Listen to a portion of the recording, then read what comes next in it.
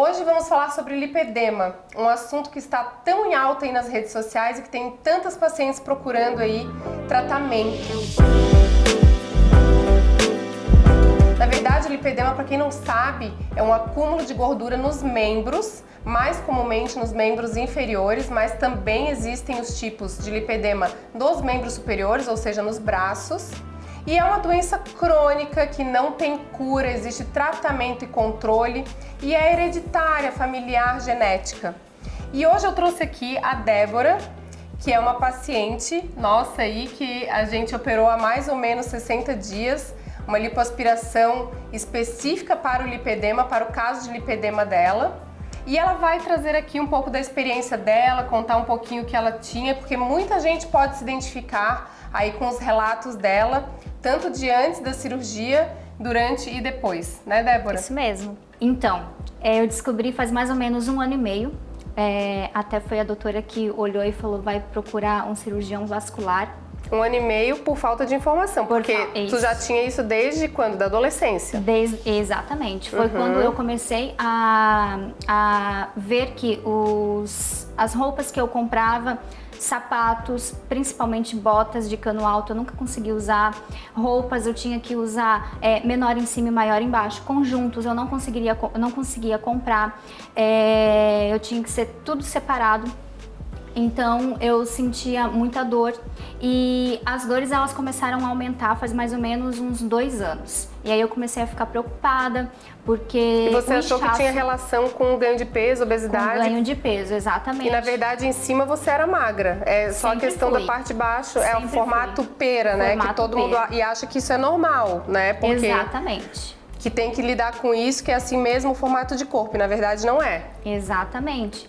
E aí foi onde eu descobri então que eu tenho o lipedema, que fiquei bem frustrada, chorei bastante porque é sem cura, é genética. E aí, por ser genético, eu fui buscar na minha família quem tinha essa condição, porque eu não via ninguém com essa condição. Ou que nunca tinha tratado, pelo menos, né? Exatamente. Naquela época, tua avó não tinha acesso a essa informação. E aí eu lembrei da minha tratamento. avó, porque desde pequena, os meus familiares olham as minhas pernas e falam assim, meu Deus, você tem a perna da sua avó, é igual. E a minha avó tinha umas pernas bem grossas. E no final ela sentia muita dor, então eu fui buscar com os meus tios e eles me relataram que realmente ela sentia muita dor e no final da sua vida a sua mobilidade já não era mais a mesma. E ela já estava perdendo a sua mobilidade, não conseguia andar direito. O problema foi evoluindo ao longo dos anos. Foi evoluindo, exatamente. E aí eu fiquei com medo dessa evolução, porque há mais ou menos uns 2 anos atrás que eu comecei a sentir essa evolução muito rápida, muito forte. As dores foram aumentando, a simetria das minhas pernas foram aumentando, eu tinha muita sensibilidade ao toque, então meu marido não podia encostar em mim, que eu falava, meu Deus, parece que você está me machucando, mas ele só encostava, sabe? Então e você tá com quantos anos agora? Eu estou com 33 anos. 33 anos, né? E ela já percebeu essa evolução. Exatamente. Muito jovem. E aí eu busquei então orientação, né, com as pessoas os profissionais da área que conheciam, que conhecem e que vão em busca, né, de... Tá, mas vamos lá, peraí, vou te cortar um pouquinho, porque antes dessa procura pelos profissionais, que no caso foi comigo e também com o cirurgião vascular posteriormente, antes disso, tu tentou alguma coisa sozinha? Tu tentou fazer exercício, dieta? Tentei. Conta um pouquinho isso. Tentei porque assim que eu descobri, eu já fazia dietas, já tentava emagrecer e não emagrecia. Sem fazia melhora dos exercícios sintomas físicos, não, sem melhoras dos sintomas e não adiantava, não tinha jeito. E depois que eu descobri, eu vi que haveria possibilidade de um tratamento clínico, mas só o tratamento clínico eu não consegui me adaptar. Eu precisei então buscar outros recursos, que aí é a cirurgia plástica, a lipoaspiração. E aí foi onde então eu busquei mais informações. Eu fiquei praticamente quase 1 ano, logo que eu descobri, eu fiquei quase 1 ano trabalhando dentro de mim a respeito disso. Porque além do choque de ter descoberto a doença, saber que ela não tem cura e ainda passar por um procedimento cirúrgico, muitas pessoas ainda não conhecem direito o lipedema. Então ele está surgindo agora, tanto que ele entrou para o CID faz pouco tempo. A OMS, a Organização Exatamente. Mundial de Saúde, já reconhece o lipedema como uma doença crônica, tudo isso que eu já falei. né? Então... Exatamente. E muita gente até tem um pouco de preconceito em relação ao tratamento cirúrgico do lipedema, porque acha que a lipoaspiração é só estética, né? E nesse caso de lipedema, seja para membros inferiores ou superiores, a lipoaspiração ela tem um papel muito importante na melhora dos sintomas e na, não vou dizer cura porque não tem cura, mas no controle e para evitar também a progressão dessa doença. Exatamente. Né? Foi essa a busca que eu tive, porque eu não via ela se estagnar e eu precisei buscar então outros recursos. E aí o recurso da lipoaspiração foi o que está me ajudando, porque é bem recente ainda, né? E em questão dos sintomas não desaparecem totalmente, então isso foi uma coisa que eu avisei ela antes da cirurgia, né? Os sintomas do lipedema, exatamente por ser uma doença que tem controle, não cura, a gente não melhora 100% dos sintomas, sejam circulatórios ou seja os sintomas álgicos, que é de dor, né? Mas melhora bastante, né? E a qualidade de vida com certeza melhora. Eu já observei que as calças que eu usava antes, principalmente na panturrilha, a panturrilha foi o que mais assim eu vi, a panturrilha e o culote, foi o que eu vi assim nitidamente a diferença.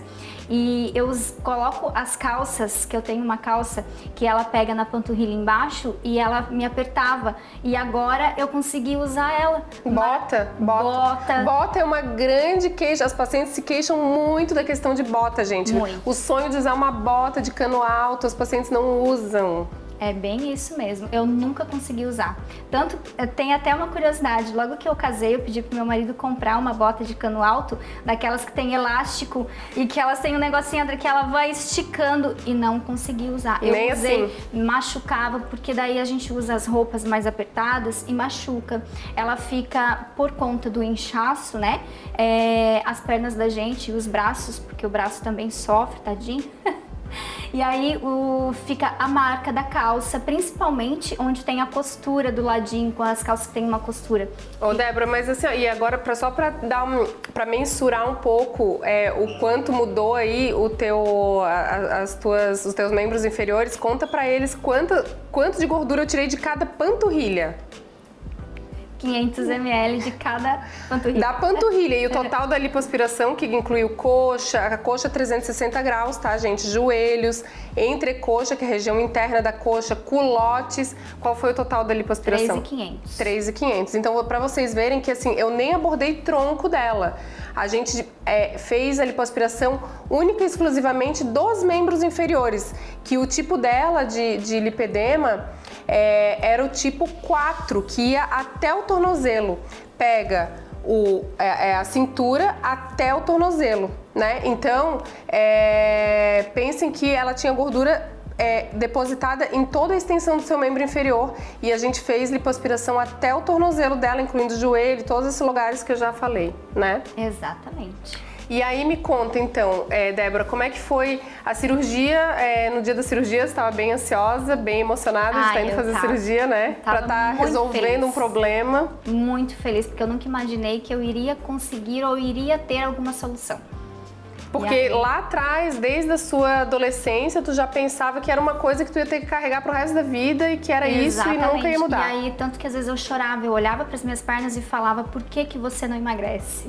Por que que você Porque ela continuava PP ou P em cima, Exatamente. né? E as roupas de baixo G ou GG. Olha só, gente, para vocês terem uma ideia da importância da informação, de chegar essa informação até vocês, porque existe tratamento, existe como a gente melhorar isso, né? Existe. E aí, Débora, e o pós-operatório, como é que foi?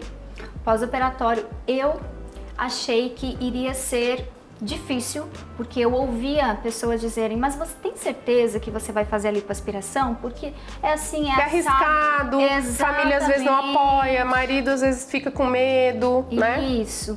E a doutora me passou tanta segurança em fazer o procedimento cirúrgico, que o meu pós-operatório, ao meu ver, foi tranquilo, pela minha questão já de ter o lipedema, né? Por já ter uma condição extra, além de ter feito a cirurgia. Então, claro, a gente incha, porque é normal, mas o normal da cirurgia incha, quem tem o lipedema incha um pouquinho mais, porque já agora, é a condição do E agora eu vou lipedema. falar um pouquinho, porque assim, ó, é importante eu abordar um pouco a parte técnica, né, da lipoaspiração, do tratamento cirúrgico para o lipedema, que assim, a técnica cirúrgica, a lipoaspiração para o lipedema, é uma lipoaspiração diferenciada, ela não é como qualquer outra lipoaspiração. Existem técnicas e cuidados específicos e até mesmo de utensílios, aparelhos que a gente utiliza durante a cirurgia, durante essa lipoaspiração, que são diferenciadas para que a gente tente minimizar ao máximo a lesão, por exemplo, de vasos linfáticos,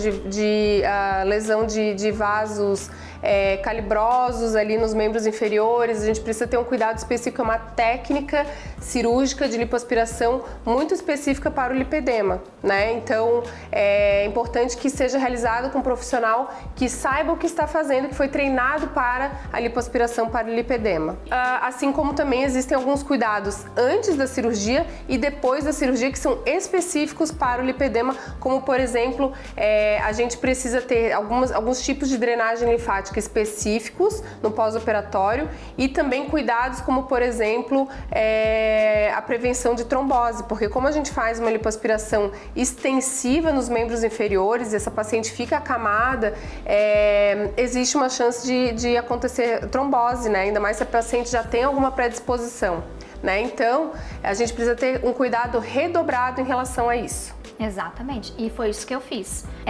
Eu iniciei meu tratamento pré-cirúrgico com alimentação, para evitar trombose, tomei bastante água e foi o que me ajudou muito no pós-cirúrgico, que eu senti grande diferença. Então uma dieta anti-inflamatória, uma ingesta aumentada de líquidos e também todos os cuidados medicamentosos aí para evitar trombose, né, anticoagulantes, é muito importante. E então tá, Débora, então é isso. Tem mais alguma coisa que tu queiras falar? Eu fiquei muito feliz, né, de poder cuidar da Débora. A Débora foi uma paciente excelente, ela foi exemplar, ela procurou desde o começo os melhores tratamentos aí para ela ter um pós-operatório muito bom, né, Débora? Fala mais um pouco, que recado que tu quer dar aí pro pessoal que tá assistindo o nosso vídeo até agora? Primeiramente, eu quero agradecer a doutora, né, por ter olhado para mim e ter visto que há uma solução, há uma saída e muito cuidadosa com tudo. E eu quero dizer para vocês, busquem acompanhamento com os melhores, com aqueles que conhecem, com aqueles que dão a informação correta. É isso. E tem solução.